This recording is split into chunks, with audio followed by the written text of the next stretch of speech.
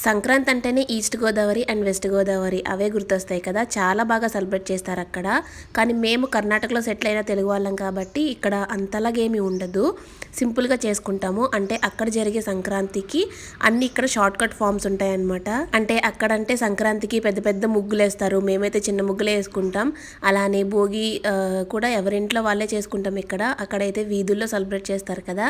And సంక్రాంతికి పగట వేషగాళ్ళు, జాతరలు ఇవన్నీ ఉంటాయి అక్కడ, కోడి పందాలు అలాంటివన్నీ ఇక్కడ ఉండవన్నమాట. సింపుల్గా ఎవరింట్లో వాళ్ళే సెలబ్రేట్ చేసుకుని కజిన్స్ అందరూ కలిసి అందరింటికి వెళ్తాము, లేదంటే సరదాగా కూర్చుని ఫొటోస్ అండ్ వీడియోస్ తీసుకుంటాం, ఇంతే. ఇదైతే భోగి వ్లాగ్ అనమాట. ఆ రోజు బ్రేక్ఫాస్ట్కి మజ్జిగ వడలు అండ్ సున్నుండ అయితే చేశారు మా ఇంట్లో. సూపర్ టేస్టీగా ఉన్నాయి. ఫుల్గా కుమ్మేసిన తర్వాత ఇంకా టైంపాస్కి ఏముంది, మీ కార్స్ ఎలా ఉన్నాయి, మీ బైక్స్ ఎలా ఉన్నాయని మాట్లాడుకోవడం, వాటిని ఇలా రైడ్స్ వేయడం, అంతే. నాకైతే సంక్రాంతి వీడియోస్ అండ్ షార్ట్స్ చూసి ఈ ఇయర్ ఎప్పుడైనా కానీ ఒక్కసారైనా సంక్రాంతికి ఈస్ట్ గోదావరి వెళ్ళాలని అయితే అనిపించింది.